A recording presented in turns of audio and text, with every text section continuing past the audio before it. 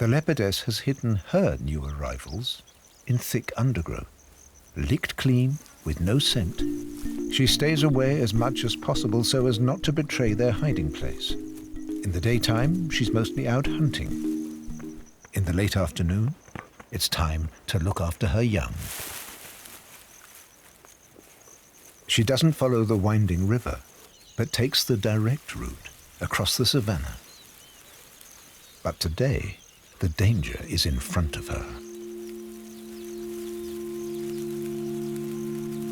Her sharp senses register the danger.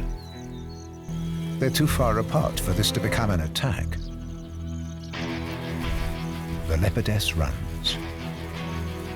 The lioness chases, just to make a point.